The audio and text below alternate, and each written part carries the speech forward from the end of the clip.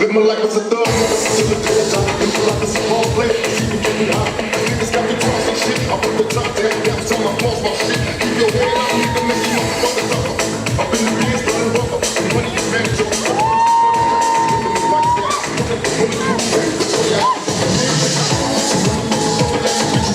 All eyes on me.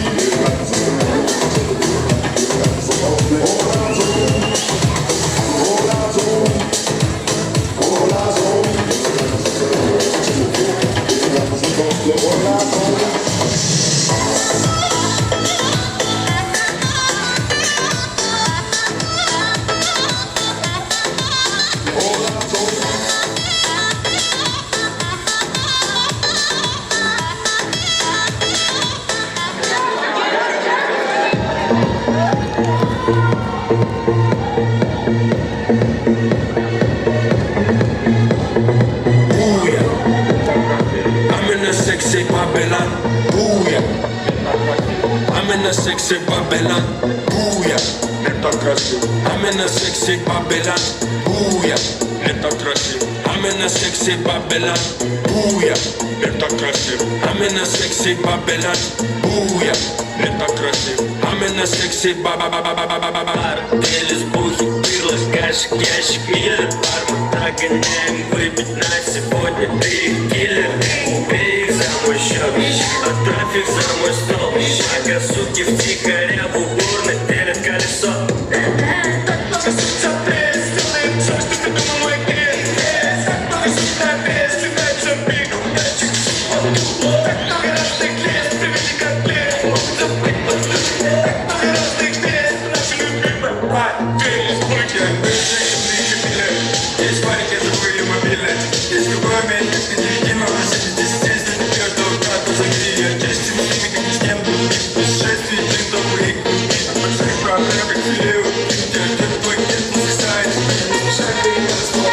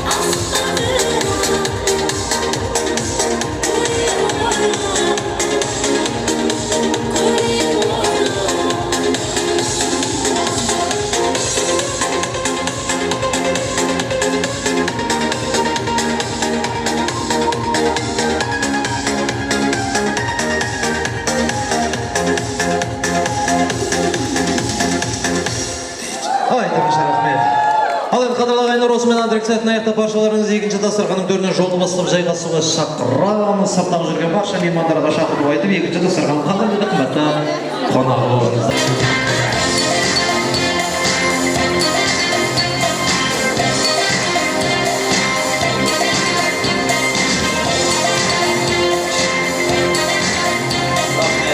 Билеп көңіл рас толтырғанда, мен дағайын осылай бір шарық құрам ба. Бір баламыз еге болып тайын тойды бастап, шелегім көрдіңіздер жарқырауда, ізгі тілек ақтарып ағайындар, әуездіғып артынан ән тыңдауда, рұқсат болса жақсылап бір қол соғайық, екінші дастарханға отырғанда деп. Көңіл күйлеріңіз қалай, бәрі орынды ма? Той құтты болсын.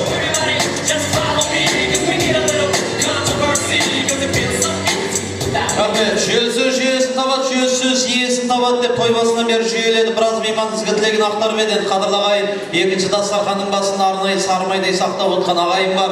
Жүрістігің жақын ба, туыстығың жақын ба дейді. Туыстығы жақын жандарды тізбектеп көрдік. Енді жүрістігі жақын болған ағайында бір реттеп кеткеніміз жөн болатын шығар. Қазіргі таңда ел үшін ерең еңбек етіп жүрген әкеміз бен анамыздың әріптестері келіп отыр. Аттарын атап түстерін түстеп шақырайын. Ең алдымен Сәбит көкемнің ұжымдастары, осындағы ерең еңбек етіп жүрген азаматтар, азаматшалар, әкімшілік, аттарын атап түстерін түстемей қойын, ешкім ренжімес. Айгүл анамыздың ұжымдастары, осындағы жұлдыз атты ұстаздарымыз бастаған Гүлнар, Роза апай, Кәмшат, Нұрбол, Гүлзат Тосан, Сандуғаш Сәбит, Назгүл, Айжан, Нұрғанат, Жанат, Гүлнар, Жазира, Ботагөз, Маржан атты апайларымыз бар. Алтынан ардақты ұстаздарымызды сол үшін ауыл көргесінде, ауыл үшін жұдырықтай жүректерін шүберекке түйіп жүрген әкімшілікті орта қалдықта, коллективдер, бейне,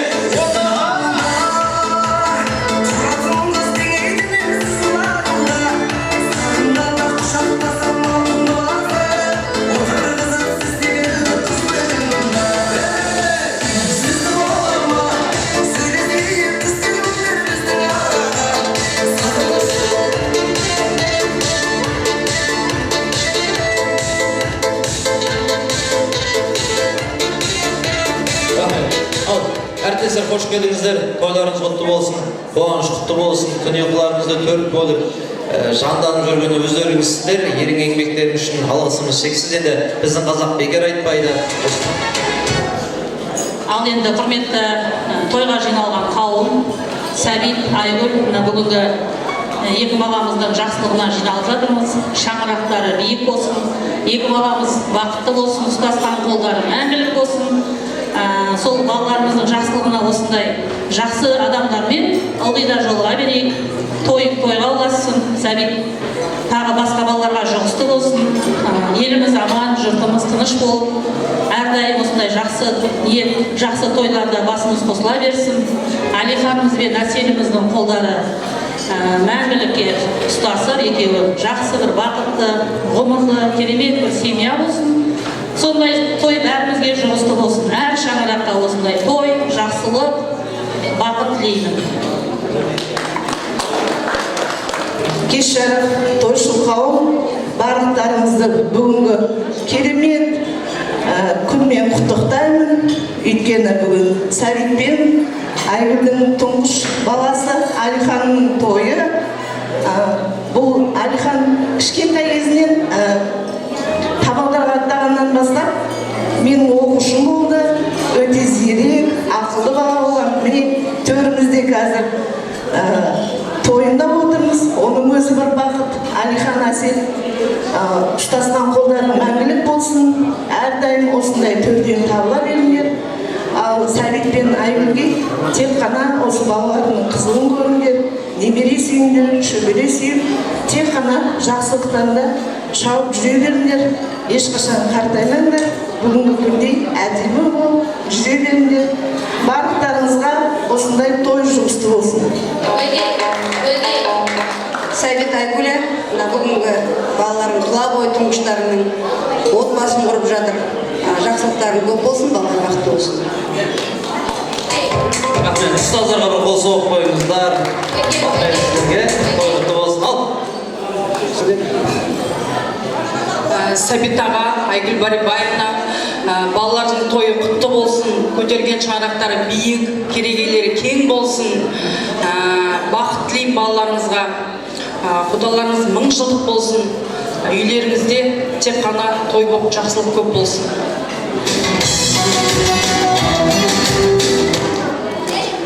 Кеш жарық құрметті тойшыл қауым, құрметті Сәбит, Айгүл, бүгін ақ түйенің қарны жарылып жатыр, тұңғыштарымның тойы болып жатыр, үлкен тойы. Сол жастардың көтерген шаңырақтары биік болсын, босағалары берік болсын, әрқашанда тек қана алдары ашық болсын, кең болсын, өздерінде де тілеген зор денсаулық, тойдан тойға жете беріңдер, немерелер шөберелі болыңдар.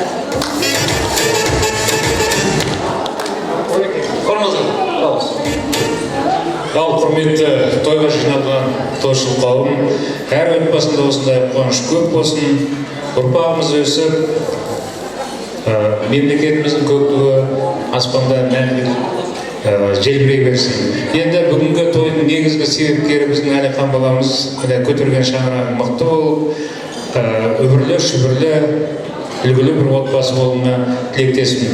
Енді Сәбит, Айгүл, мына қуаныштарың құтты болсын, ортақпыз, осындай қуаныш көбейе берсін, үйіңде той, жақсылық болсын, туған туысың көбейіп, жекжатын көбейе берсін.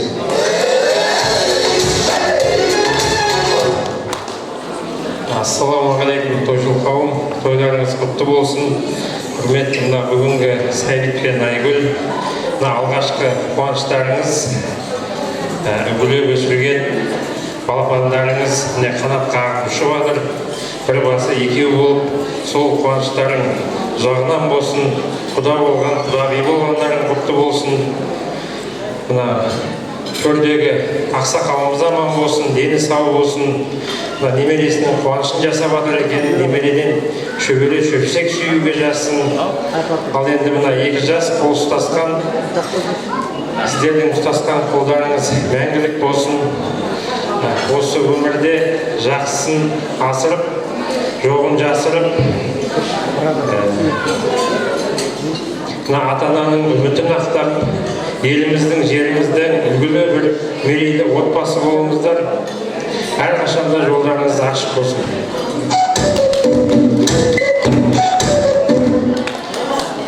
Елден сөйлесін ба? Ағалар айтты ғой, қосылатын шығар. Айта салшы бір ауыз. Билер ғой. Ассалаумағалейкум, тойшыл қауым, тойларыңыз құтты болсын. Сәбит аға, қайырлы алғашқы қуаныштарыңыз құтты болсын. Екі жастың ұстасқан қолдары мәңгілік болсын. Бақытты күндері, бақытты сәттері көп болсын. Әрқашан өстіп, шаманы жасырып, жақсысын асырып, тек қана сіздердің көз қуаныштарыңыз болып, аман-есен шат болып жүре беріңіз. Осындай той барлықтарыңызға жұғысты болсын. Үйлеріңізден әрқашан той кетпесін. Рахмет, еліміз аман, жұртымыз тыныш болсын. Ақыл жастан асыл тастан дейді, байқадыңыздар, жаста болсын, қаз болып сүбелеуге келеманның шамасы келеді. Әрқайсысы ел алдында жүрген жандар, еңбектеріңіз жана берсін, ел үшін жасап жатқан қызметтеріңіз өсе берсін, көркейе берсін. Ұстаздар, шәкірттеріңіз биік шыңда бағындыра берсін. Естелікке бір сурет, сосын билеп барып жайғасайық. Сіздер көке ортасына тұрайықшы. Ол сумкамен түсе білейік іштен. Ой, бастаған сұмда әлі ұстап жүрміз.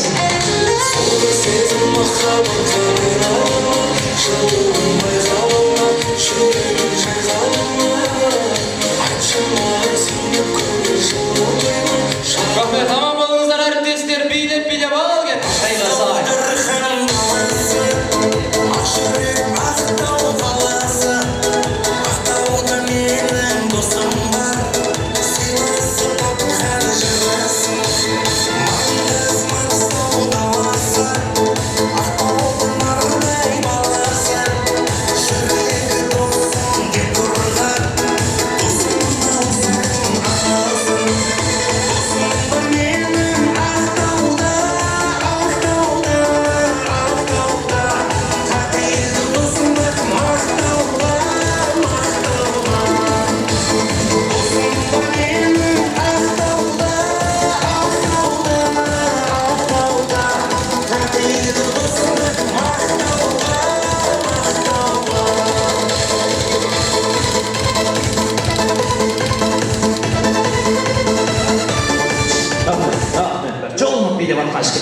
Билеп жайғасайық әріптестер.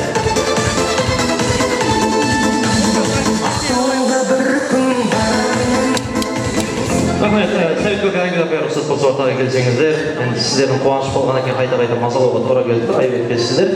Сонымен қатар осы қуаныштың себепкері болған біздің Алихан мен Әсел қызды ортаға алдырсам, Алихан рұқсат па? Ақыздарыңызды алып, ақ құсыңызды алып, бақ құсыңызды алып ортаға келсеңіздер. Құрметті Алтын Алма мейрамханасының официанттары, даяшылар, қолдарыңыз бос болса, Алихан мен Әселге бір қол соғып қойыңыздаршы, пожалуйста.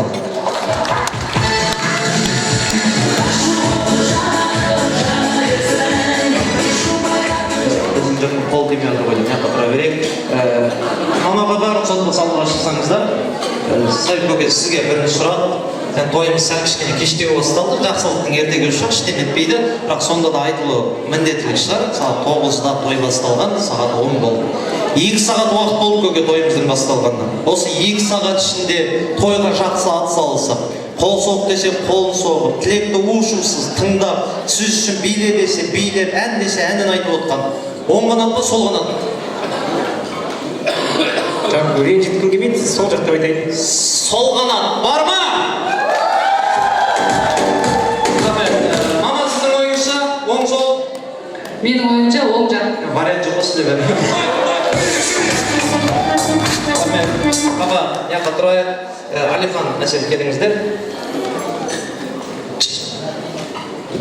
Мама, баба. Баба. Мама, баба. Мама. Өлетін жер біледі. Оң қанаттағы отқа мейман, жеңге, Әсел, сіздердің қолдаушыларыңыз, демеушілеріңіз. Сол қанаттағы баба, Алихан, сіздердің демеушілеріңіз. Сіздерді демемес бұрын, ең бірінші халыққа бір сыйлық таратып берудің сәті келіп тұр. Қазір бағана сіздің жеңге, сіздің көңіл күйіңізді осы отырған дүйім жұртқа көрсеттік. Көрдіңіздер ғой, көкемнің жеңгемнің көңіл күйін. Ұнады ма сіздерге? Ұнады ғой. Енді осы отырған халықтың көңіл күйін сіздер көресіздер. Сол қанаттағы мейманды Алихан екеуіңіз аралап шығып, қазір музыка кеткенде бұл кісілер сіздерге өз өнерлерін көрсетеді. Бір адам осы отырған, енді 120 адам ғой бізде, 60 адам не қылып отыр, 60 адамның ішінде бір адамды ғана тауып келесіздер. Тауып келгенде көріп келесіздер, не қылып шыққаннан кейін атын айтамыз, шақырып аламыз. Сіздер де дәл сондай аралап келесіздер, кім жақсы отыр, көңіл күйі көтеріңкі болып отқан бір мейманға бір подарка береміз. Қадірлі осы кісілер, мен анықтайтын осы кісілер, оң қанатты жеңгем мен Әсел, сол қанатты әкеміз бен Алихан өз көңіл күйлеріңізді осы жандарға көрсетесіздер. Кімнің көңіл күйі керемет, осы кісілердің қолынан бір сыйлық аласыздар. Бір адамнан ғана. Орнымыздан тұрамыз ба, столға шығамыз ба, столды айналамыз ба, ортаға шығып кетпей, шыңғырамыз ба, ысқырамыз ба, қыздар шаштарымыз жұламыз ба, білмеймін енді. Оны өздеріңіз осы жандарға көрсетеміз. Дайынбыз ба? Дайынбыз ба? Көңіл күйлеріңіз қалай?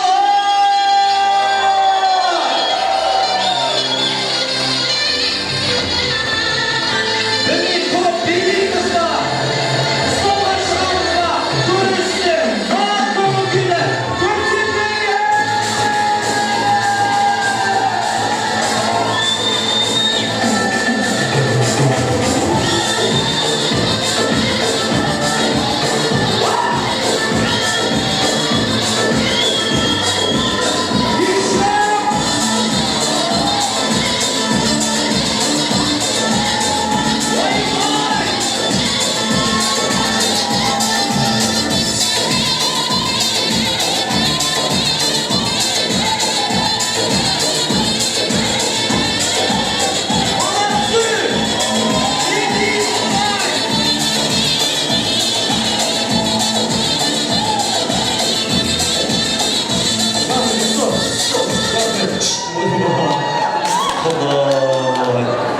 Іштегі біраз жын шығарып алдық қой деймін аға.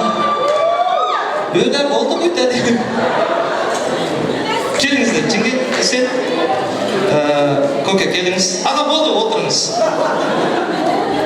Оны мен емес мына кісілер анықтайды, папамызбен, анықтасып балаңызбен сөйлескен шығарсыз. Сол қанаттағы сіздің ойыңызша, сіздердің ойыңызша ең жақсы көңілді отырған бір қонақ. Кім?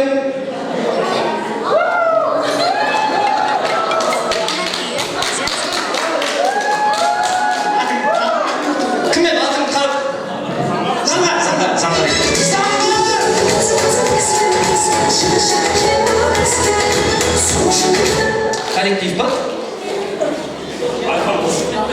Алиханның досы? Сендер аяқ досыңдар ғой, не оқырсың? Акиматта бірдеңе емдене жүрсің ғой сен олар, ә? Сен сондай жер болса деп, біреуін ұратқан сияқты не болып отырады. Билетпеші дос болсың, жіберші!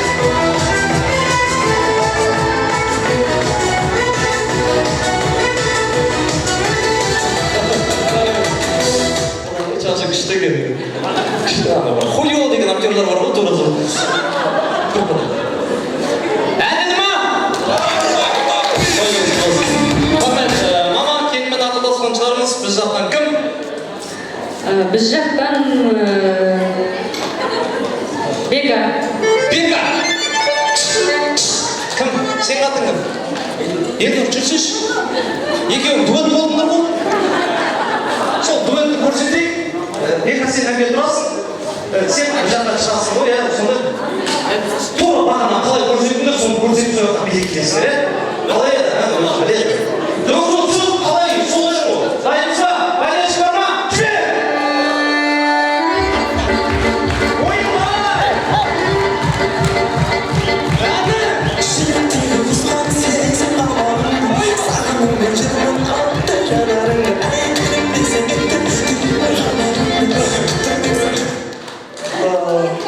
Вообще мынаны сезіп атқан жоқ шығарсың сен, не салмағын. Бұлар бір бүтін емес қой, екі адам ғой. Құдай бөлек-бөлек жаратқан ғой бұларды. Десе, Беканы дәусің ғой, дәуін ал. Ау, Қонаққа берейін. сен кім едің? Бауырым мен. Кімнің? Алиханның. Бауыр ма? Ятым жоқ шығар, ала берсе шынында мен таптың іс беріп атқан. Бір қол соқпайық екеуі. Қалай шығайық? Енді қадағалайын, қазір назарымызды көгілдір экранға бұрсаңыздар, сіздерге қатысты бір сөйлемдер шығады. Бір адам деген кішігірім ойын болады. Кімге қатысты қол көтерудің қажеті жоқ, жылдамырақ ортаға келіп, бір сыйлықтарыңызды алып кетсеңіздер болады. Бастап көрейік, өте оңай. Мысалға, қызыл көйлек киіп келген бір адам, любой қызыл көйлек киіп келген любой бір адам, кім? Қызыл көйлек.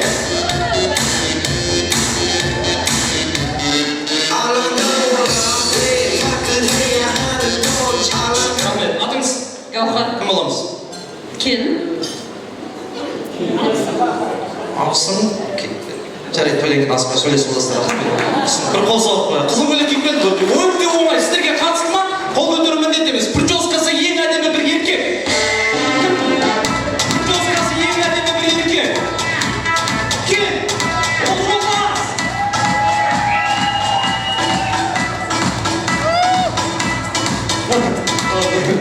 Самооценкаң зор екен базар жоқ. Прическаңның аты Цезарь. Цезарь деген салат емес па бабам? Сондай ма? Как раз прическаң? Сен прическаңның аты алуа жолда. Бір қосаққа, ұлылас. Келесі. Аяғының размері 45 бір адам. Любой, ол қыз айтылса жоқ. 45, кім бар? 45. Ладно, 44 бар ма? Ладно, 43 бар ма? Айдаланып кеттік қой бұда. Көке, атыңыз? Саятжан. Кім боламыз? Айныкадегі не болады? Жарайды, кейін сөйлесеміз, басқа болды. Бір қыз оқымай, алыңыз. Аяғыңызға қарамай қойды, көке. Отыра берейік. Келесі. Ең жас қызметкер, любой профессия. Ең жас қызметкер. Атың? Жарқын. Кім боласың? Коллектив Сәбит. Сәбит көкем коллективі. Мамандық? Мамандық. Не мамандық? Жас қалайсың? Қамасың ба? Жүр. Мамандығын білмесең, бейнесің есіңе түседі ғой. Бір билет, бел, жүре!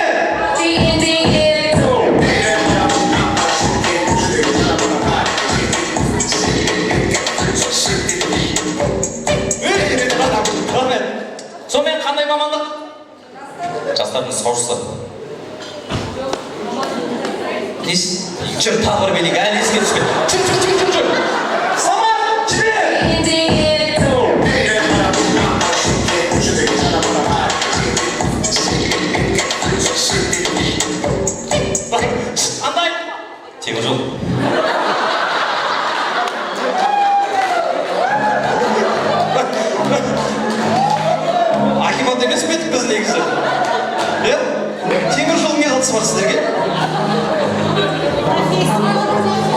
жүріс тағыр билейді. Мынау кім не істеп жүргенін білмейді ғой. Зарплата аламыз ба жігіт? Волонтер емес па? Қызметкер ма? Жүрек жағына.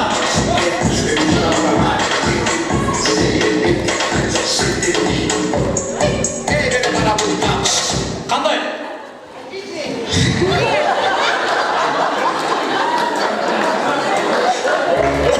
Қанша жыл болды жарайды? 8 ай. 8 бәс сен сол екен. Bir қол сояқ бәс. Кеттік келесі. Жүгіріп келген любой бір адам. Жүгіріп келген любой. Жаңа ятым оян кетіп еді ғой, сені алмаймын деп. Не пұшақ болды? Жоқ, мен өзім беремін, сен отыра кел. Жүгіріп келген любой бір адам, бұл. Құдағай келатыр, қалып жүр. Жүр, құдағай, қол соғай, құдағай.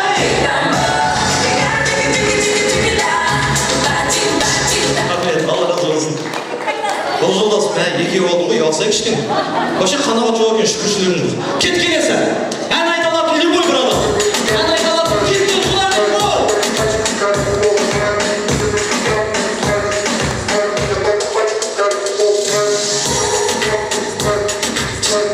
Қандай? Бір жолын ғана айтады, құдағай, бір жол ғана. Бойында ыстық Болады. Қандай? асыл әжем, ғасыр әжем аңсаған. Считается? Ексел, құдағайға Алла разы болсын, дауыстарыңыз қарызбасын, бір қол соғып қойыңыздар екеуі. Ысқыралатын бір әйел. Любой. Кел. Так, біреу, тағы бар ма келіңіздер? Ысқыралатын кім бар? Ысқыралатын әйел. Қайсы? О, екеу. Тағы бар ма? Деп отқан қайсысы? Өз-өзін тексеріп отқан қайсысы? Бар ма? Болды ма? Так, құдағи, кеттік.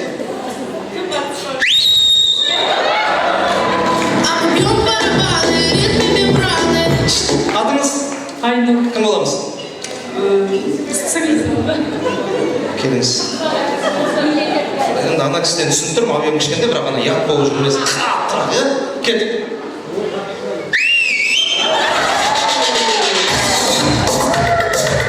Екеуіне де. Құдағайға да, сіңілісіне де. Саусақ баяғы екеуіне. Құдағай төрт саусақты ауызға тығады екен да бұлар. Кеттік келесі. Құдалардан любой бір адам. Құдалардан любой бір адам. Құда келе.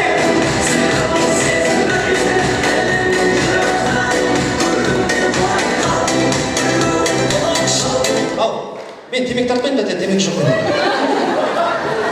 Болды, алдыңыз қайттыңыз. Кеттік келесі. Брейк данс билейтін бір адам. Любой. Брейк билейтін кім?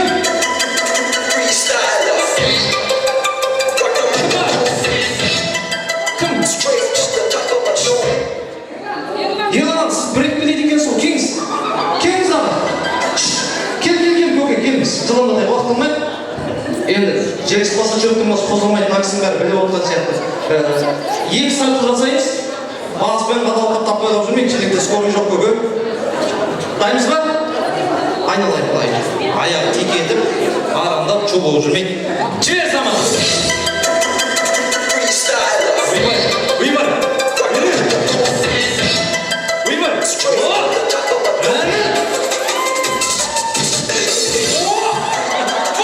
Стоп! Әділ ма? Бір қол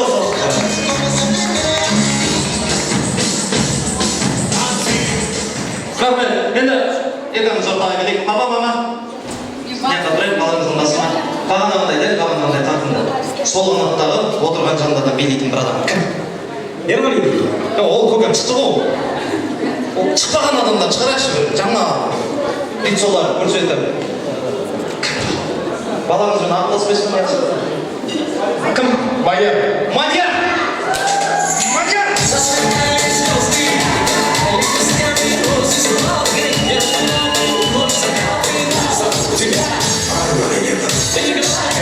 Ей, шашалып қаласың жүгірме. Тағы қарыңыз шалға. Жүре!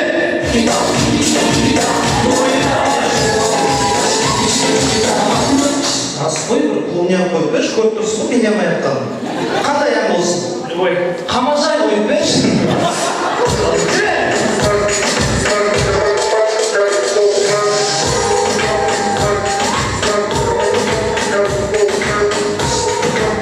Ешқандай жақпайды екен ғой, жүр тамағын жей берші, ас болсын.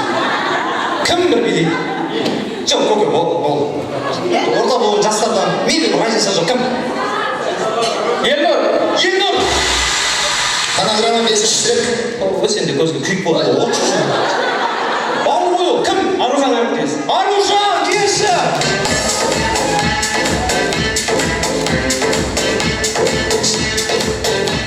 Не мамандық? Оператор. Өстеп айтады бауырым. Мамандықты. Саматшы!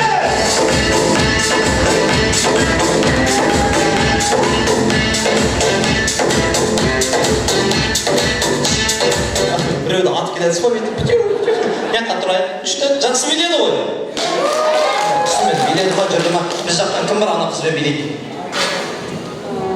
Қазір көріп Микрофон жіберейікші, пожалуйста. Ол басқа емес қой бұл. Кім? Алтынай. Алтынай? Не деген фантазия ол қызбен қызды билететін сен дәл сөз.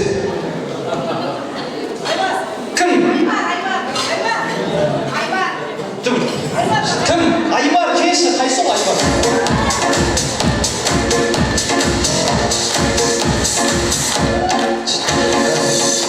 Ассалаумағалейкум. Депутат емес па? Кішкене оқып тұрғаныңыз ба бауырым? Әйтеуір аман есен кеш бол. Жіберші.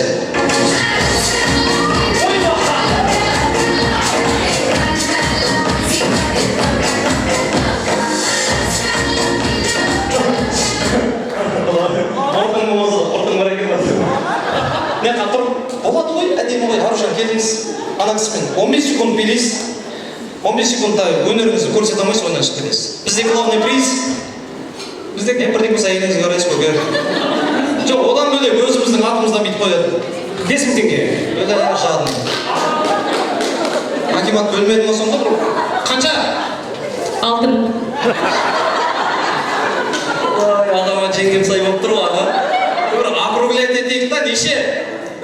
10 мың сөйтейік та 10 мың қылайық та 6 мың ұят шығады 6 мыңға тегілеп деп қалжыңдап отырсыз ба? Онда өзіңіз өткізсеңізші мен қайта беремін қалжыңға жеңіше бір билейміз 15 секунд бауырым 15 секунд 10 мың теңге жібер!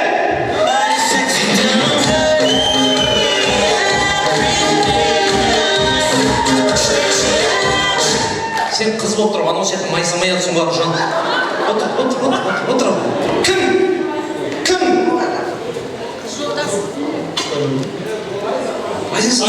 Фариза!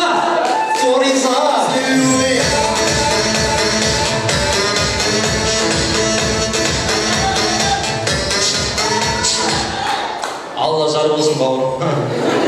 Мына кісі шашын жылады қазір. Қарындасың ма? Бара тұрасың ба? Атыңыз? Фариза. Коллектив. Қандай мамандық? Юрист ба. Юрист бас маман. Көрдің ба мамандықты өстеп айтады бауырым. Қоймайды еш қайта. Заматайсың ба? Жібер!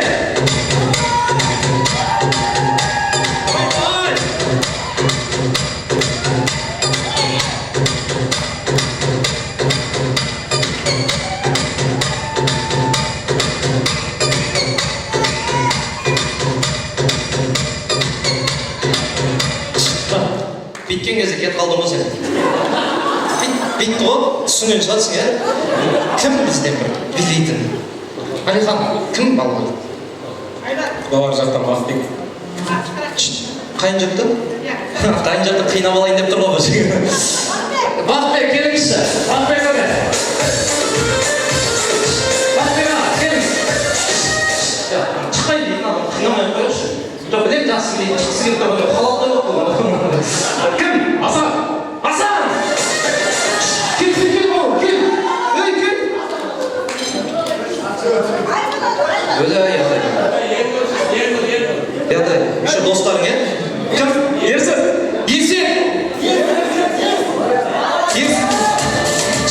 Жоқ, Ерсін кім? Ерсін? Құдай, бәйдерексің ғой бұл. Жаным, мына кісімен 15 секунд билейсің бұл. Келістік қой? Стоматолог. Ауызды ашпай биле. Жібер!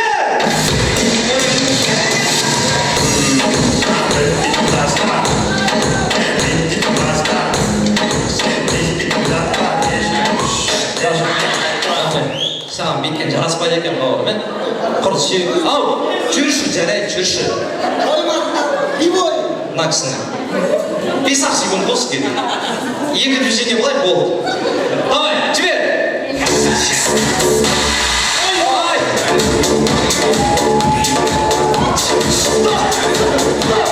Ой! Мынандай көрмей қойыңыздар, акимат ят болады. Астағфирулла. Халал тойымыз не болып отыр, Құдай? Құдашалардың шақырыңызшы. Құдашалардың шақырыңызшы кім? Кемші еді? Шақыр кеңесші. Ана, үлкен кісі болып жүрмесін, ана биік орнында сұмырай болып тұр анау. Бірақ болып жүрмесін. Бір жасау. Ой, ойдасың ба? Әйел адайсың бар ма сен? Ары қара қойшы сен. Кел. Құдаша ғой енді, просто бей ғой қарындасың бұл. Просто билейді. Құдаша есіміңіз? Кім боламыз? Әселенің бауыры. Шештеріңізі? Солай ма? Туған? Туысқан. 10 мың теңге ойнап жатыр қойдыш. Әке айфон ұстай тұрайын. Анаған жыннан келіп басына бір қойып жүрме. Жібер! I'm in a sexy Babylon. I'm in a sexy Babylon. I'm in a sexy Babylon. Stop! Сәл сондай плюс 21 болып кетіп отыр. Ренжімес айналайын, е? Ананың басын жайлатын кім бар бізде? Біздің жақта жайлатын кім бар? Атын білмейсің қайсысы? Көп көйлек, мына қыз ба? Мына қыз ба? Рахмет. Біріне айтайын, мына қыз биші қыз. Тойда билейтін қыз. Аяқ киім жеп жатыр. Бір КамАЗдан түскен сияқты болып жатсың, аға. Қандай? Лескинка қойып берші. Деп жатыр.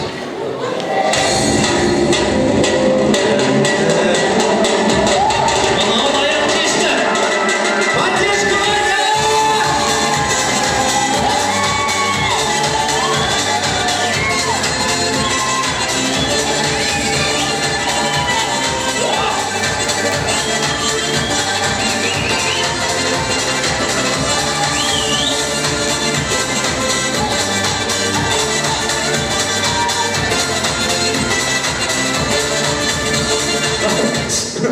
Мына жігітті тойға жіберген көп болған сияқты болсаған, ә? Кішкене жіберіп тұрса, тегін шыпыс қапты ғой, Құдай. Кім жақсы біледі? Қарындасымыз. Қарындасымыз. Мама, күшті болатсыз ғой. Кім? Сіңлім.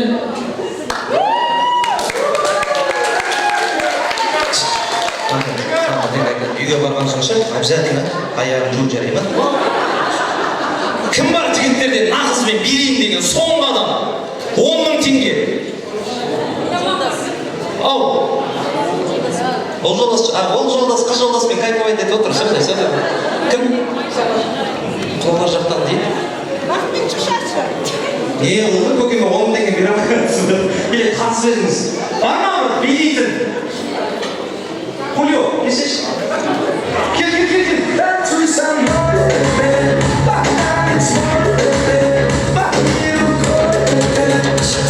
Соңғы адам.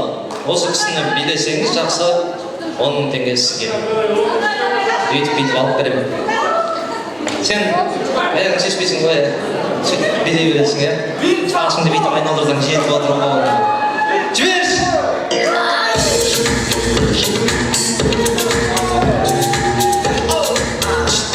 Сен түсінбедің ба? Бейткен кезде кет деді болса ғой.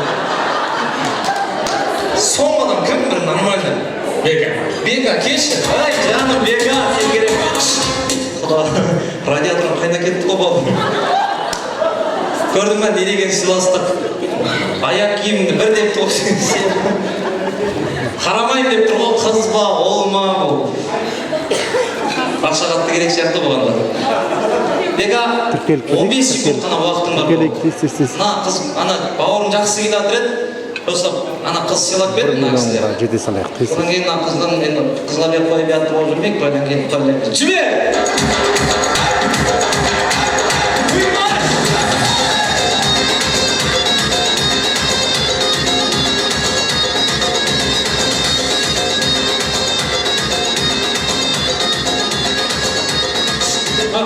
Кім?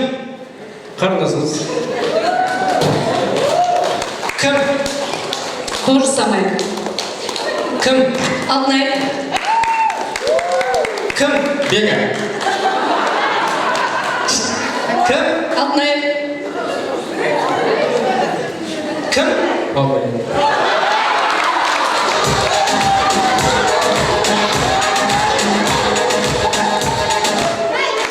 Еще балжаның бір жыл ойнап, бір жыл қасында жатқан адам. Аба, балаңыз ассалаумағалейкум кетті уже. Бека бауырым, сен абыройын көтеріп қой.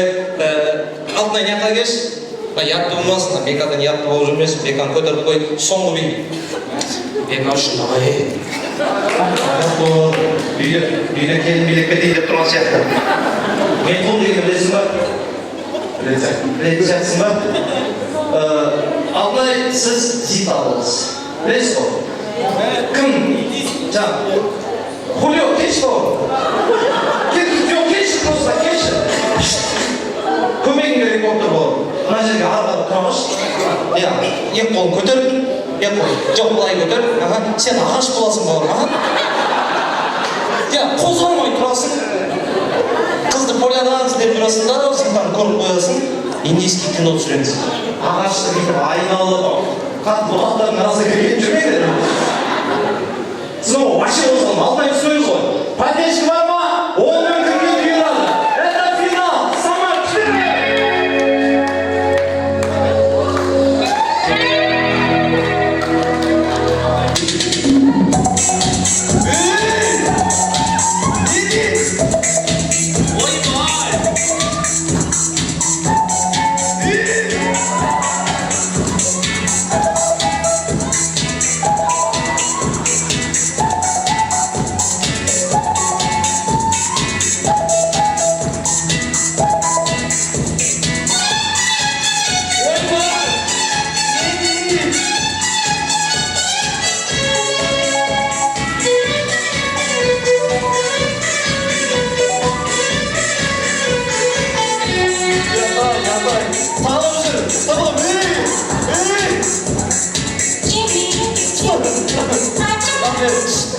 Құдай сен бейіңе қарасам, сен зита сияқтысың ғой.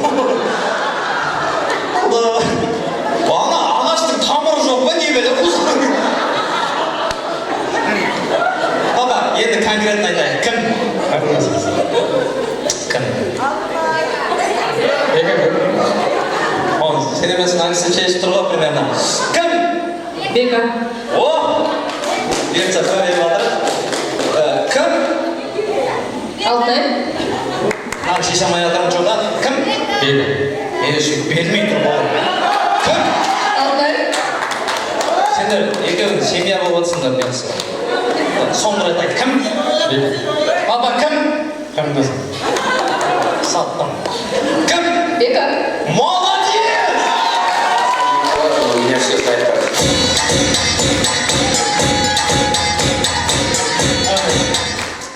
Жаңа бір кісі 10 мың берем деді ғой, сіз 6 мың берем дегенсіз, бір кісі 10 мың берем деген. Қалмайды дейсіз ол? Сізде ассалаумағалейкум. Жаңа күшті болып отыр, кімнің конвертін ашып жатыр екен мына кісі? Майда болса вообще күшті болады да, 5-5 мыңнан болса, екеуін де ренжітпей. Аузын жыбырлап тұрып санап жатыр ғой. Маған бірдеңе не жатыр, яғни мен сезіп тұрып үшін сол құлағым шырылдап.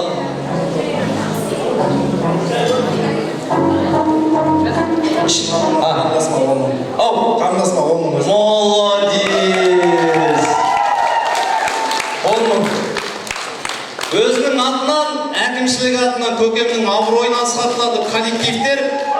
Қыз деген гүл, қыз деген қызғалдақ, соны ұғынып, өз атынан 10 000 теңге. Давай, Каспий, жаз. 8708 367. Ақша қонуқтан екен демеңіз, просто керек ақша. Мен алдына еше ұят жоқ номерді айтып тұрсың аға. Жоқ, керек емес десең болады ғой. Қайсы көрсет? Елге көрсет, бір қол соғып қояйық, елама. Мына жерде бека 10 000 теңге. Әйтеуір үйтіп жатып алып қой, шүкір соған. Алмайтын шығар деп ойлап едім негізі. Ой, құдай байып кетші сол, оныңа баршы. Қол соғып қояйық, бека! Алтынайға бір қол соғайық! Рахмет, енді рұқсат болса, Алихан келіңіз, әсел келіңіз. Бүгінгі дүбірлі думанымыздың бас кейіпкерлеріне бір қол соғып қойсаңыздар болады. Ертең ғашығымызға. Енді осы екі жанның алдағы ғұмыры тәтті болсын, әрі сәтті болсын деген ниетпенен арнайы осы екі баламызға арнайы дайындалған тәтті тағам бар, тәтті дәм бар. Ол торт ағайын. Рұқсат болса.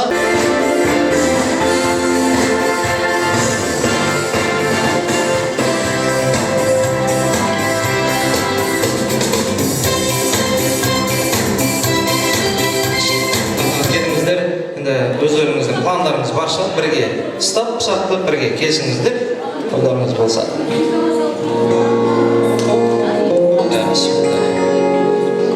Сен жазғын жоқ, балаштарың азық жоқ, тұрмай дейсің. Екі кесіп міндет емес, ол біреу ғана жетер. Тапқаным куәсі болсын бақытты шақтардың, арқалықтың ақтарын. Бұл сөздерді бір өзіңе сақтадым, өтіп тақтадым бадым.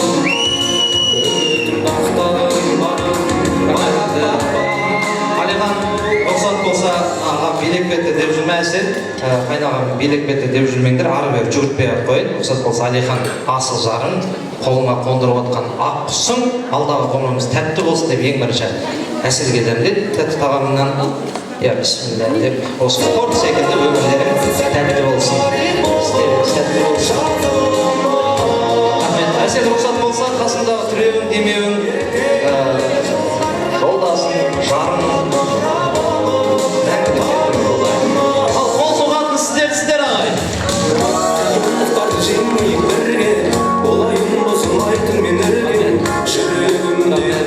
Қадыр Мәрзәлі айтады ғой, бір құдірет бізді өмірге жолдайды. Біз өмірді түсінбейміз солғайға, туа сала таудай уақыт көтеміз ал шынында. Бақыт үлкен болмайды деп. Сендер ең бақытты жансыңдар. Бастарында тәждерің бар. Асқар тауларыңда аман, алтын құрсақ тамандарың аман. Бақыттарың сол, байлықтарың сол, сол жандармен бірге бақытты сәтке күндеріңді толтырып, елдің қуанышына ортақтасып, өз қуаныштарыңды елмен бөлісе беріңдер. Мына қошемет сіздер үшін. Бақытты болыңыздар, екі бала, екі жас. Құрметті алдын мейрамханасының даяшылар ала берсеңіздер, рұқсат қадірлаған қазір даяшылар тілгілеп әр мейманның алдына жеткізеді. Осындай той жұмысты болсын деп дәмдетсеңіздер рұқсат. Ал енді екі бала ортада сіздер үшін тамаша бір өрнек көрсетеді. Алихан әселге деген, әсел Алиханға деген махаббатын осы бір сәтте тамаша вальс өрнегімен сіздерге дәлелдеп береді. Заманға сай адамы дейді, заманың қалай болса, тақияңыз солай киесің. Заманауи тойда, заманауи дүние, бұл махаббат вальсі. Ортаға ешкім қосылмасын, тек екеуі ғана билесін. Орнымызға жайғасқан ағайын, телефондарыңыз шығарып, ұялы телефонда фонариктеріңіз қосып, күшті бір атмосфера жазсақ, тіпті тамаша болмақ. Самат, жіберші.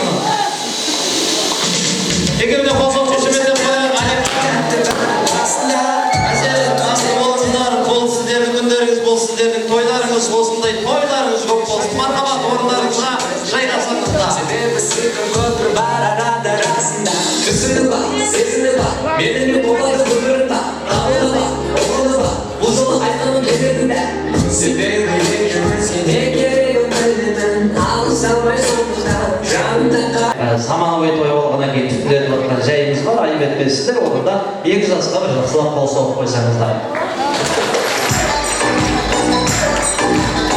Рахмет, әр жақсыдан бір өзім әлі талай осындай тамаша шоулар, ойын-сауықтар болып жатпақ, бірақ енді баланың ойын емес, екі баланың ұлы той болғаннан кейін тағы да бір ізгілікті жандардан өткен бір жарасатын шығар. Мен осы әулеттің көршілері, сонымен қатар Сәбит көкем мен жеңгемнің барша дос көршілері де Сәбит көкемнің достары да ең бір жақын жанашыр жандар. Сондықтан бөлінбей жарылмай шапатырмай бірақ келсеңіздер көршілерден бастайын. Айнұр Мағауия, Алпан қариямыз, сонымен қатар жолдасымен де Дәурен Жанар бар. Сәбит көкемнің достары, жеңгемнің достары, отбасылық достар, класстастар. Орынбасар Назира Ерғали жолдасымен Бақытжан Раушан, Айдын Гүлшат, Мұратбек Нейда, Нұрлан Дилнұра дейді. Қатардан қалмай, қатардан алмай қалған жандар болса, билеп ортаға келсеңіздер болады. Ал, көршілер достар, ортаға!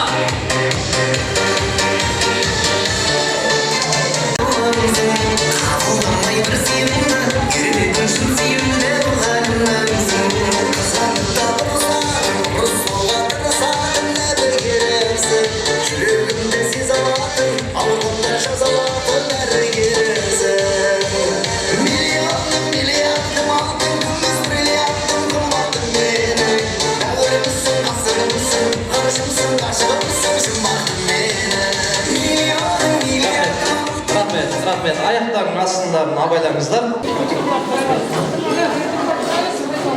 Қайырлы кеш, тойға жиналған қауым. Мына бүгін біріншіден Сәке, Айгүл ханымға тойларыңыз құтты болсын, құдаларыңыз мың жылдық болсын. Құдалар сіздердің түн шыққан тойларыңыз құтты болсын. Сіздердің құдалардың бөтен адам емес, мен өзім бауырларым, ағаларым болып шықты. Өте қуаныштымын. Әлихан баламен құшын құтты болсын. Үйлену оңай, үй болу қиын деген бір сөз бар ғой. Енді сол сөзге кішкене сай болып, ұстасқан қолдарың мәңгілік болсын. Жақсы бір отбасы болыңдар, үлгілі әке шешеңдер сияқты. Болашақта тек жақсылықтарыңды естіп, қуаныштарыңызға ортақтасып жүре берейік. Тек жақсылық осы келесі жылы жаңағы айтып отқандай шілдехана тойында жиналып бәріміз соған бұйырсын. Тойларыңыз құтты болсын. Рахмет.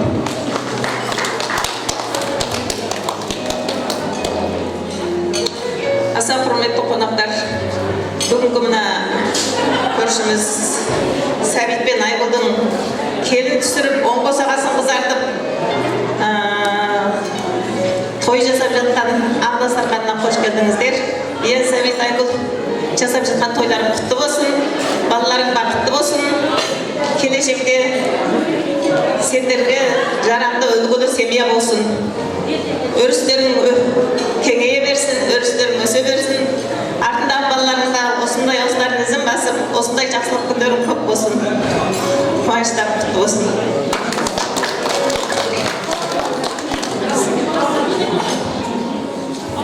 Ассалаумағалейкум, құрметті той жиналған қауым. Тойларыңыз құтты болсын. құрметті құдалар, төрден алған орындарыңыз құтты болып, құдалықтарыңыз мәңгілік болсын. Балаларыма тілейтінім бақытты болыңдар, бір жақсы үлгілі семья болыңдар, соған тілектеспіз. Ал енді Сәбит, Айгүл, тойларың құтты болсын.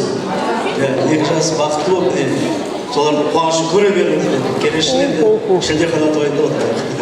Рахмет, бәріңіздің отбасыларыңызға той болсын. Енді осыма қойылған тосын, балам тойық тосын, бақытты болсын, немере чөбере болыңдар. Құтты болсыңдар.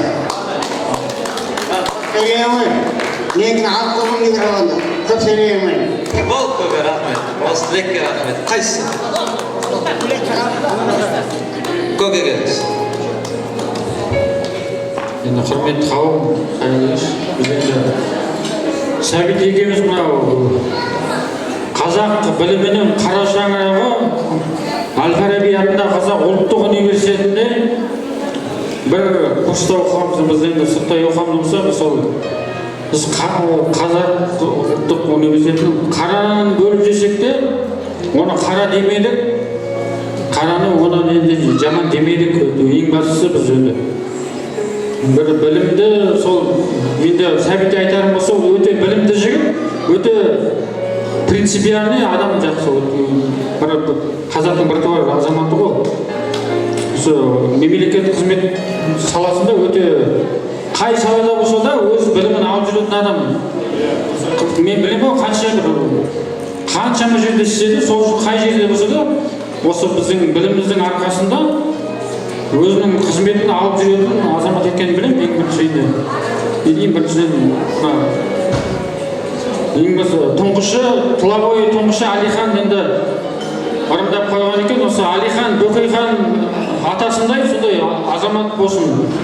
Сол Әлихан бір жақ аталарымыз көрмей кеткен жақсылықта сол біздің қазағымызға солардың армандап кеткен тәуелсіздіктің тұғырын туын биік ұстасын, соны жалғастырып, одан да күшті жетістіктерге жете берсін. Мынау Әсел деген асыл жарын тауып отыр екен. Әсел деген бал ғой, балды өмірлері балдай тәтті болсын. Әселдей екеуі бір-бір болда бір өмірдің бір несі ғой, қағидаты. Ол бекерден бекер емес, сөз бірін-бірі тауып өмірден тек қана енді болашақ жарқын болсын, еліміздің амандығын, жұртымыздың тыныштығын. Енді болса мен жастарға сенемін деп бір жақсы атамыз бекер айтпаған ғой, соларға біз де жастарға сенеміз. Біздің енді қиын-қыстау заманда 90 жылдары Казугіде, Салауиде даже ақшамыз да жоқ, неге баратын, суп алып ішетін, солай өз білімімізді сөйтіп оқыдық. Сіздер қазір Құдайға шүкір, заман тыныш бәрі бар. Сол енді аталарың айтып кеткен, Әлихан атамыз айтып кеткенде, солардың атына кір келтірмей, солардың білімін, өлімін соны жалғастырып кетеді деген ойдамыз.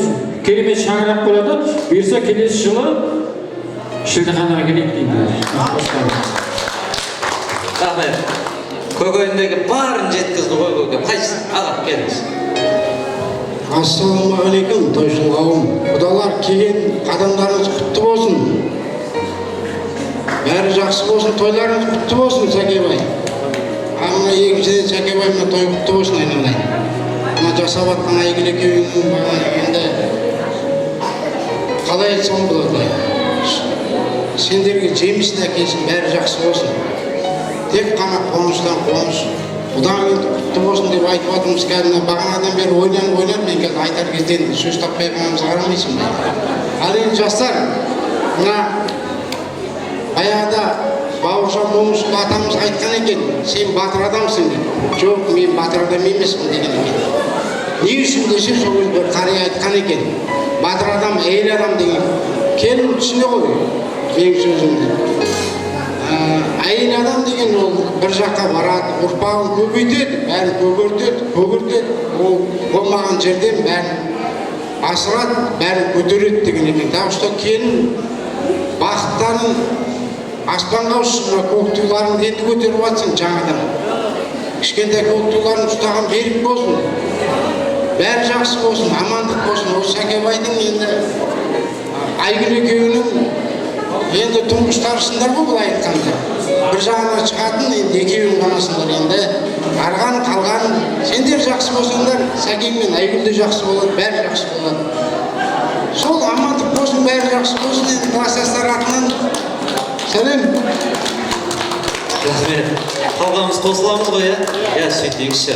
Әріміз өзін тірнектеп шықтық қой, сол тілектер қабыл етсін, естелікке. Бір рәсіп көршілер, достар бөлінбей, сосын бидеп жайғасамыз. Негізі халал той ғой бізде, иә?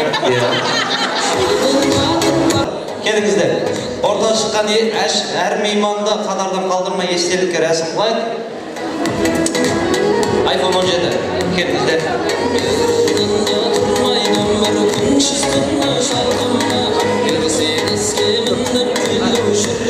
Telefonмен сүре салайды.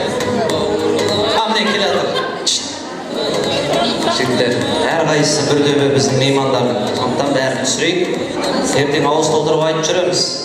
Балалардың тойында өстіп қыл бұрдық, жайнадық деп. Тағы бір еді. Ортаға қарай. 2, 3.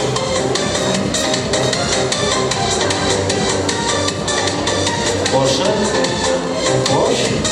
Aman balınızlar, bir evde nasıllar?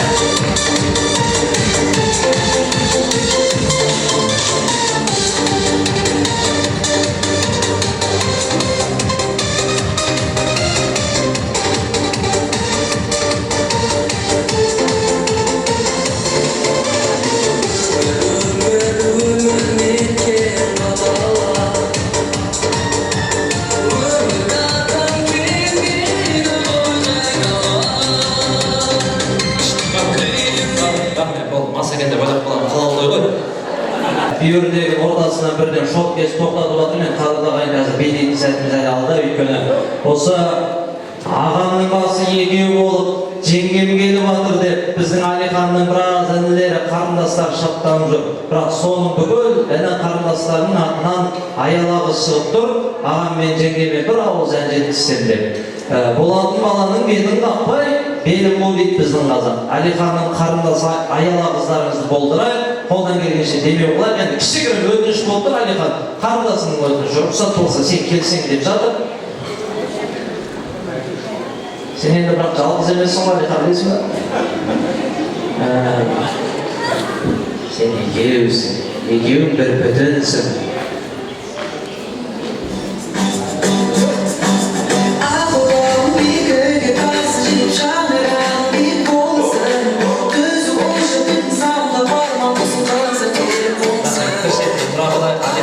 Сіздер үшін жаздырғаннан кейін қасында тұрып тыңдағандарың жөн шығар деп тұрмыз.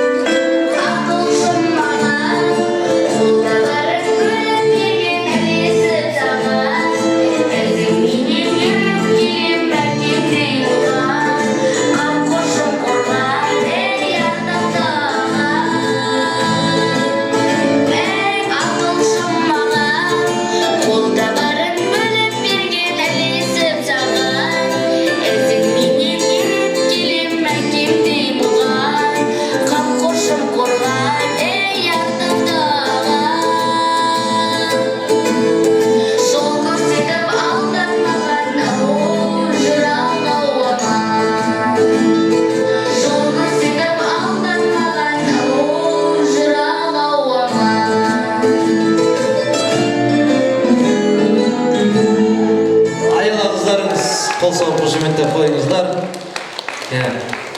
Жеңгең де келіп бетіне шер кішкене күте тұр. Рахмет. Айналайын, мынау сіздікі. Микрофон тұра берсін, кетпейміз, тұра тұрыңыздар. Ақыры партменаны шығардық қой, жаппай тұра тұрайық. Бұл қазақтың танабау қадырлағай беріліп атқан дүние. Аяларыңызға бір қол соғып қойыңыздар, өркеніп өссін. Күндерден аулақ болып келе ғой. Қадырлағай, сый қылсаң сыпыра қыл дейді біздің қазақ. Енді мен қолдан келгенше бүлдіршіндердің бетін қаққым келіп тұрған жоқ. Олардың бала болмысынан дейді, біздің де қарындасымыз бір жырлап атса, артынан әселде қыздың, артынан ерген інісі, әпкем мен жездеме мен бір ән айтайын деп шаттанып тұрған жайы бар. Енді құда бала ғой, бетін қақпайық, бір ауыз әніне құлақ түрейік. Қанша жинап бердік қарындасымызға, сонша жинап беріңіздер, яғып болып жүрмесін. Атың кім? Мейрамбек. Мейрамбек ұлдарыңыз. Құда бала, ең жас құда бала, әселдің інісі. Жібер. Осман. Енді спортына кетті. Жібер.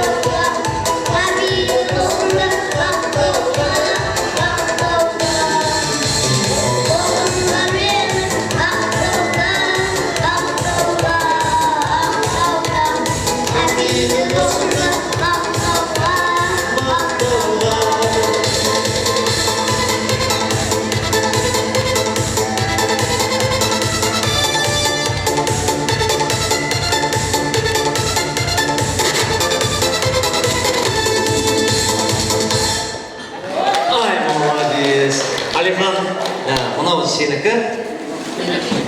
Ең бастысы бұл жігіттің мен қана жанды дауысты айтты. Сол үшін оның теңге. Жанды дауысты. Бұл қазақ эстрадасының болашағы деп ойлаймын. Рахмет көке. Алла разы болсын. Тарелкасымен алсаң болады, не алсам Мейрамбек? Түгел, тарелкасымен, бірақ. Күшті. Тағы тарелка бар ма? Давайте Алиханға бір өлең айтқызып жіберейін. Нормально деңгейлер кетіп жатыр. Бауырым, рахмет, бақытты болыңыздар. Билеп сайғастарыңыздар болады. Құлағалаға қол соғып қояйық, Мейрамбек. Аты шыққан ұлың болсын, аты шықпаған қызың болсын дейді. Бағана бүлдіршілердің бәрі жұлдыз жанған жандар болсын. Тілектеспін. Иісі қазақта қазақ емес, иісі қазақты әлемге танытқан азаматтардан болсын. Рахмет, мен қадағайын. Дос болам десең, досыңмен мені достастыр, сонда сенің кім екеніңді айтамын деп Мұқағали Мақатаев. Бағана әкеміз бен анамыздың қандай жаны қайсаң жан екенін дәлелдеп, барша достар, көршілер қатарласып келіп, осы сәтте жүйелі сөздер жеткізбеді. Енді төрлеп отырған мен Алихан мен Әселдің бір жақсылығын тастайын деп тұрмын. Осы екі баламыздың шашбауын көтеріп келген жастар бар, бірақ бағана айтып қой, ақыл жастан, асыл тастан. Жаста болсын, ол кісілердің де бір қазбалап, тілекті тірнек қылуға шамалар жеткілікті. Жаныңды таспен емес, доспен қала дейді. Біздің Алихан доспен қалаған, Әсел де доспен қалаған, соның куәгері сіздер болыңыздар. Аттарыңыз атап түстеріңіз түсінемейміз, екі жастың барша достары билеп ортаға.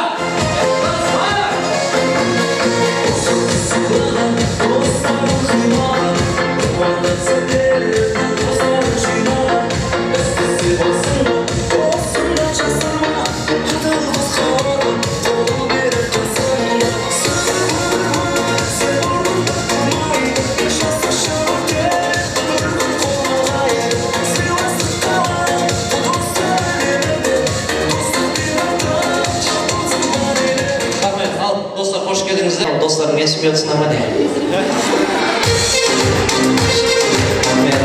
Сыйға сый дейді бауырым. Той басынан тұрдық, енді 40-ына шығадық, 41-інде сынауын танытып, тікемізден төктіріп тыңдайық. Бағанадан бері қастарында тұрып тілектің бәрін тыңдадыңыздар, соның бәрін сүбелеп бір-бір ау жеткізейік. Қызын жолы жеңіске дейді, бірақ бұл жолдан бастаймыз кетті. Ал енді Алихан, Әсел құрып отқан шаңырақтарың берік, бекем болсын. Бақыттарың көп болсын, ешқашан ұрыс келіс қайғы болмасын. Тек қана ойнап, күліп, бәріміз бірге жиналып, ең жаман дастарханымыз осындай болсын. Сендерге тілейтінім тек бақыт, баршылық, жоқшылық ешқашан болмасын.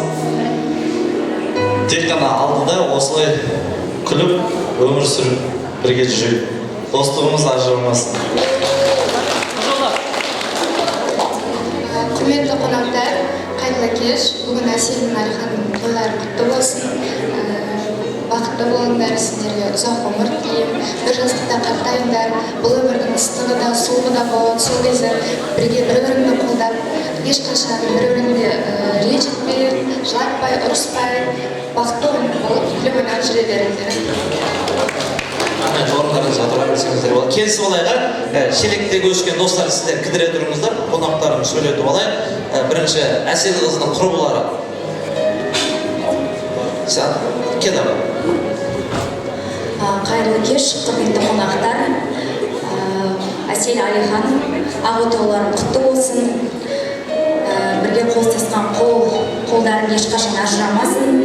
Бақыттың базарында, Алланың назарында жүріңдер.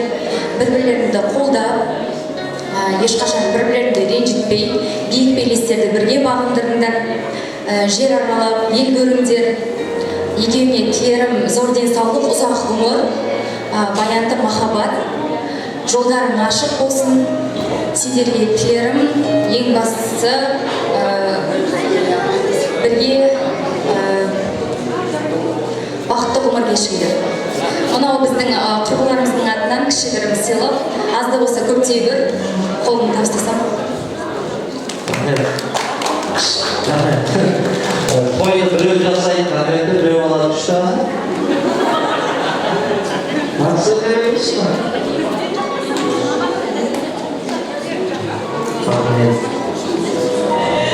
Қол соқтырыңыз ба?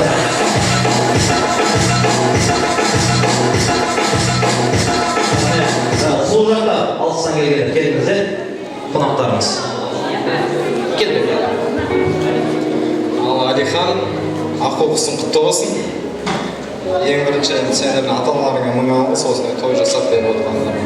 Сендерге бақыт, шаңырақтар ешқашан шайқалмасын. Балалы өмірлі шүкірлі болыңдар, сіздерге немере болсын. Тойларың құтты болсын. Сендерге зор денсаулық. Рахмет, келіңіздер жігіттер, бұраңыз. Ал Алихан, Әсел, бүгінгі келіп жеткен керемет дүбірлі тойларың құтты болсын деп ең бірінші мынау құтты болсын, денсаулықтарың мықты болсын, шаңырақтарың биік, ешқашан ажырамасын, бар болыңдар, нары болыңдар. Осы аға тәте өте бір керемет қуанышты күндердің бірі ғой сіздер үшін негізші.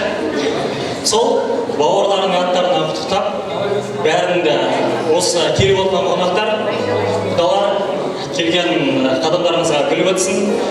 Ауырмаңдар, сырқамаңдар, всегда бір-бірлеріңді қолдап жүре беріңдер. Самый главный бірінші поддержка, содан дальше бәрі бола береді негізі. Алла бұйыртса енді 9 айдан кейін шіреттен советтің несі есе, дауысы келсе, сол да бір үлкен бір бақытты бересейін енді.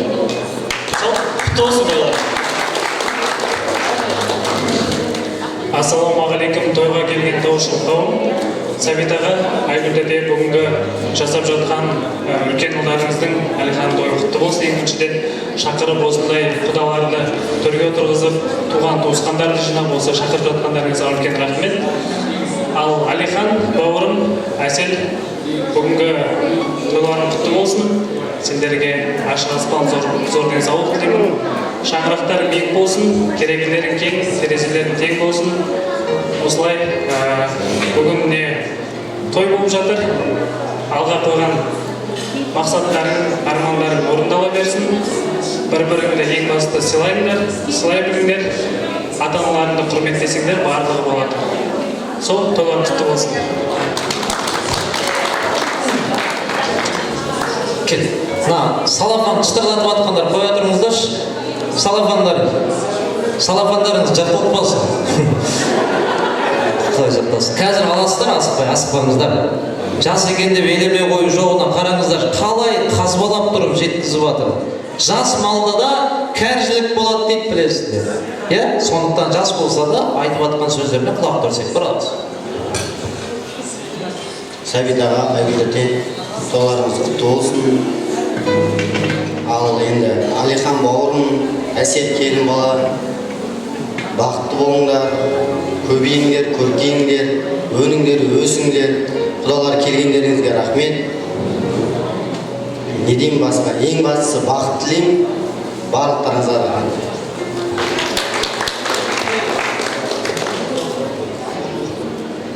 Қайырлы кеш, құрметті қонақтар, барлықтарыңызға сәлем бердік. Мен бір жағынан Әлиханның жеңгесі Әселдің абысын болып келемін. Әлихан, Әсел, тойларыңыз құтты болсын. Сәбит аға, Айгүл тәте, алғашқы қуаныштарыңыз, үлкен қуаныштарыңыз құтты болсын. Басқа үлкен қуаныштарыңыздың бастамасы болсын. Сіздер үшін өте қуаныштымын. Әлихан, Әсел, қыз бен жігіт болып жүрген кездегі өмір басқа, нағыз қызық, нағыз қиындық, нағыз бақыт енді басталады сіздерде. Үйленген кездегі алғашқы жылдардағы жас жұбайлық деңгей, ол мүлдем бөлек. Одан кейін ата-ана боласыздар, әр деңгейдің өз қиыншылығы мен қуанышы бар. Сол әр деңгейде бір-бірлеріңізді қолдап, сыйлап, ең бастысы махаббаттарыңыз одан сайын артып, тек қана бір-бірлеріңізге сүйіспеншілікпен қарап жүрелеріңізді тілеймін. Алла сіздердің махаббаттарыңызды тек қана ары арттыра берсін. Сәбит аға, Айгүл тәте, бүгінгі кеш үшін өте көп рахмет сіздерге. Жақсы, көңілді той болып жатыр. Дастархан мол, бәрі дәмді, қонақтардың бәрі көңілді өткізді деп ойлаймын. Сіздерге көп рахмет. Тамада сізге де рахмет. Өте көңілді жүргізеді екенсіз. Мен бір жыл декретте ішім пысып қалған. Бүгін өте жақсы көңілді кеш өткізіп, өзім жақсы демалдым. Сізге көп рахмет, жұмысыңыз табысты болсын. Келген қонақтар, мен артымда тұрған жастар, кім үйленген жоқ, отау құрған жоқ, барлықтарыңызға осындай той жұғысты болсын. Әрқайсыңыздың үйлеріңізде той болсын. Шын жүректен тілеймін, бақытты болыңыздар. Рахмет. Конвертті кімге беру керек екенін көрсетіңізші. Бәсе, иелері бар ғой сөйіпті. Қадырлағайына жастардың бәрін сөйлетті ғой, не бір екеуін ғана сөйлетіп қоя салмады деп жүрмеңіздер. Мына тұрғанның бәрі менің болашақ клиенттерім. Алла жазса бойдақтар жұмысты болсын. Қыздар сіздерге де көп ұзатпай теңдеріңіз табуға тілектеспін. Осында өскеннен күн әулеттің түтінін түтетіп, бір әулеттің жас келді қолын атануға тілектеспін. Естелікке бір рәсім, сосын билеп барып жайғасақ болады. Көке келіңіздер, бұл да сіздердің ұлыңыздарыңыз. Тұра тұр бауырым, әркім өзінің әйелінің қасына тұрсын. Әйелдерді ортаға тұрсын. Келінді ортаға ала әселді маманың қасына тұрсын. Әдемі болсын да ертең кесте қылып бауырым. Ал кетіп, бір екі. Жылан олай.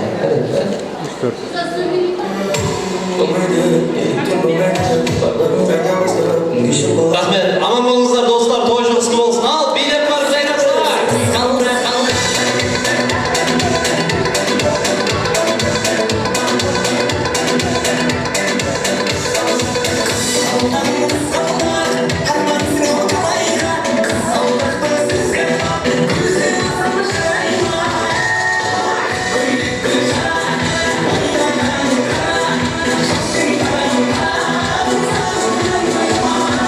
Сыйластықтарыңыз ажырамасын, қадаларыңыз азаймасын, осындай шынайы сыйлап жүрген достарыңыз көп болсын. Енді қадалағайын құрметті мейман, бүгін біздің әулеттен бастау болған ұлы думан, ұлы той, ұлы жақсылық, ертең осы отырған сіздердің де әулеттеріңізде шаңырақтарыңызда жалғасын тапсын деген қазақтың керемет жоралғысы бар. Ол той бастар ағайын. Әуелде әнменен әндетіп, сәндетіп той бастан алсақ, бір ескеріп кететін жай, әлі ас қайылған жоқ, ешкімге тұруға рұқсат берілген жоқ, той иелерінің айтылатын бір екі ауыз әңгімесі бар, одан кейін ас қайыр қашан той жауап деген бірақ шығар. Оған имамыма той басына!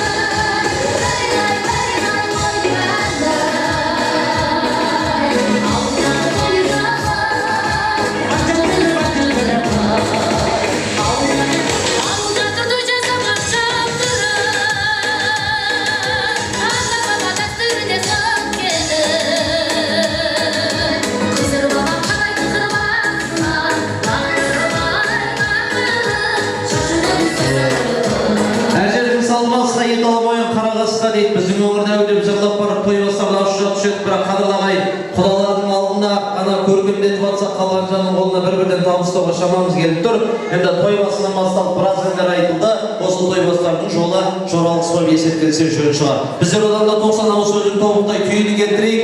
Аллаға жағам десең азанды бол, ағайынға жағам десең қазанды бол деп. Алланың қалауымен адалынан ақ дастархан жайып, ет жақын болған етіне жақын сыйласқан ағайынды алдын төріне шығарып, тұңғыштарының көзін ашып көргенін, ауыз ашып сүйгендердің ұлы думанын елмен бірге бөлісіп атқан бүгінгі тойымыздың егелері, бүгінгі қуаныштың егелері, Сәбит көкемді, Айгүл анамызды, Алиханның екі бірдей інісін соңғы деммен, айғай-шумен, той иелері деген ыстық махаббатпен, тәтті шапалақпен қарсы алайық. Той иелері, ортада! Күнімде күн аунаймын, күнім маңдайымнан сыймай өткен самалды, қазағымның махаббатын еркеле.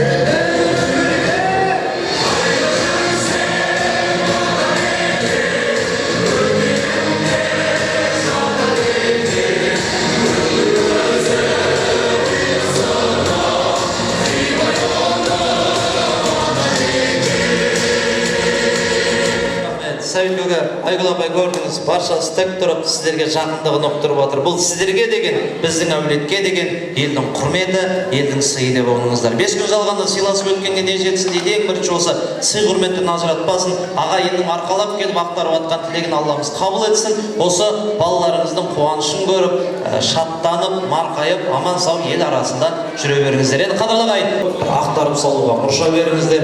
Қазіргі бұл уақытта, бұл заманда 5 адамның күтуі әуресі көп қой, білесіздер.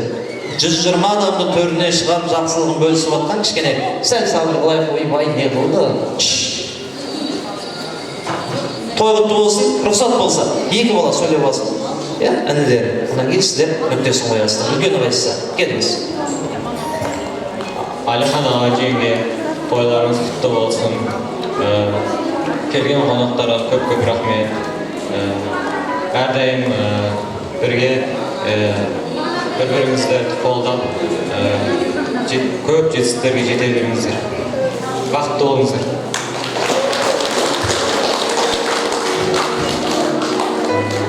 Алихан Расел, Құлан, тойларың құтты болсын. Бақытты болыңдар, бай болыңдар.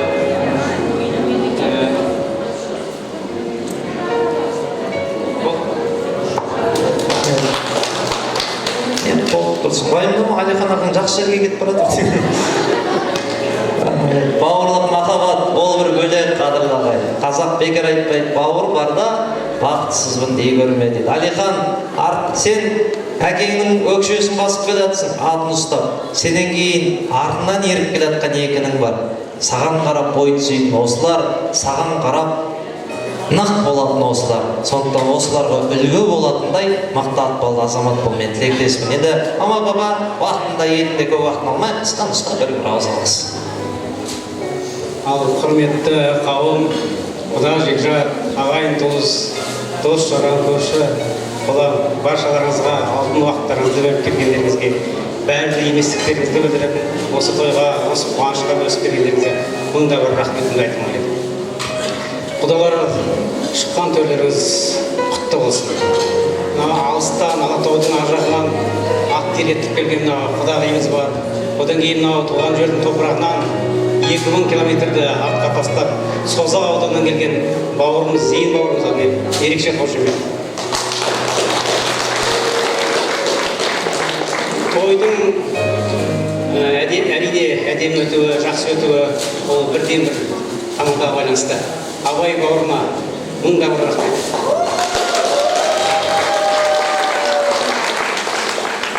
Кез келген шара ағайын туыстың ауызбіршілігін өтеді. Олай болса ағайын туысқа да бір үлкен бір қошемет. Бөліп бармайтын осы тойға атсалысқан барша жандарға рахметімді айтқым келеді. Той құтты болсын, екі жасымыз бақытты болсын, екі жақты алтын көпірде іспеттес байланыстырып тұрған осы екі жас бақытты болса, біз бақыттымыз. Біз тек қана тілекшіміз осы балалар бақытты болуына. Жөн жоғрасын бақыт бағдар беріп отырамыз. Осы жастарымыз, балаларымыз бақытты болсын. Осы жастардың алғашқы болатын, алда болатын жақсылықтарына төрт көзіміз келіп жүздесуімізге Алла насip етсін. Келгендеріңізге тағы да мың да бір құрметті құдалар, қадамдарыңызға гүл бітсін, құдалығымыз мың жылдық болсын. Осы Алихан мен Әсел екеуінің тек жақсылығын бірге бөлісіп, осындай үлкен тойларда, үлкен жақсылықтарда әрдайым жақсылықтарымыз бітпей, бірге жақсылықтарды көре берейік. Барлық келген туған туыс, қонақтар, достар, көршілер, осы біздің тойымыздың жаңағы жақсылығымызбен бөліскендеріңізге көп рахмет. Ат салысып абысындарыма, туған туысыма, төркіндеріме, қайын жұрттарыма, барлығына, осы отырған барлықтарымызға үлкен рахмет айтқым келеді. Тамада Мырзаға міне бауырыма өте керемет Сейдек Бапанұлының ұлы Абай бауырымызға,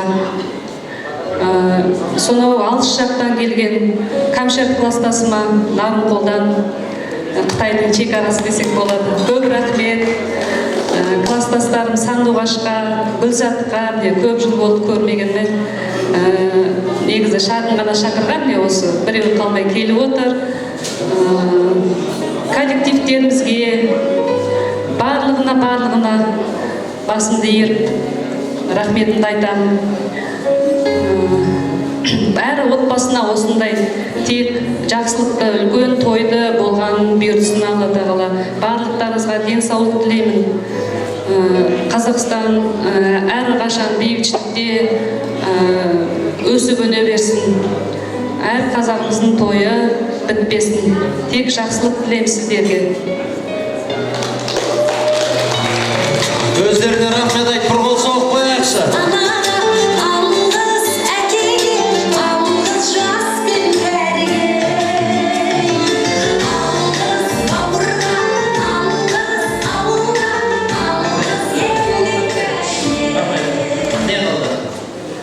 Кешіріңіздер, бір нәрсені ұмытып қалыптым. Енді бұл алғашқы тойымыз болғаннан кейін енді кейбір қателіктер болды. Енді сол үшін кешірім сұраймын сіздерден. Енді нақтылап айтпай ақ қояйын, бірақ енді өзім түсініп тұрмын. Кейбір жерлерде болып қалды. Сол үшін ренжімеңіздер дегім келеді. Рахмет. Келген сіздерге болмайды. Жаңылмайтын жақ, сүрінбейтін тияқ жоқ, бірақ қабылдағай біріне ескеруіміз керек қой. Осылардың жағында сіздермізсіздер, осылардың жағында біздерміз. Бұл тойға ешкім сынап келген жоқ, бәріміз сыйлап келдік.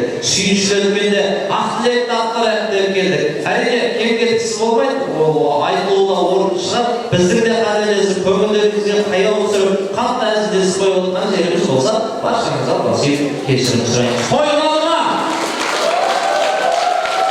Көңілдер шықты ма?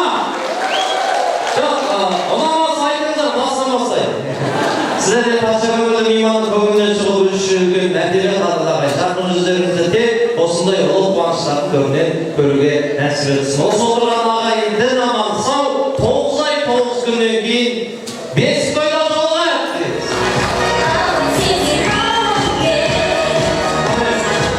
Әртүрлі басы бар, ордасы бар, аяғы бар, әуейде бақпадымен жайғасып енді дастархан термеппей, егесін қалдырмай, адамның өзі жайғастырған, адамның өзі тұрғызған абзалса, асындай жолын жасасын. Қане, асқа еріңіз. Әмин.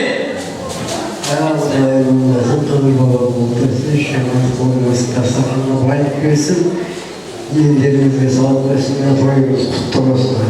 Әмин айтқаныңыз келсін. Тойда кетпей қылмасын деп қана тойда қуаныш аман саулықта кездесейік, билейтіндер биге, чай ішетіндер чайге, чайден биден жалыққандар, пожалуйста, үйге. Сіздермен бірге болған абай сете болады, арнайы балапан кел арқасынан сау, саламат болыңыздар. Тойыңыз болсын, қандай.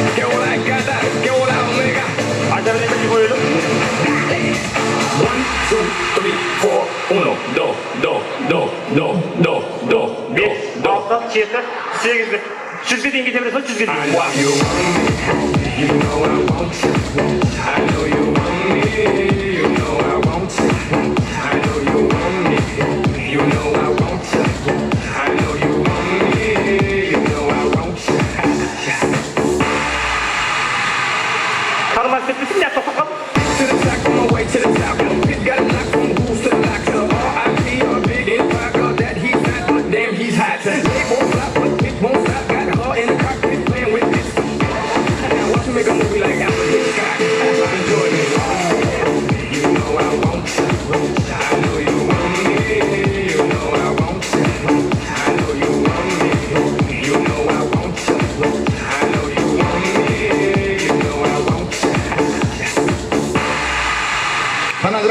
district.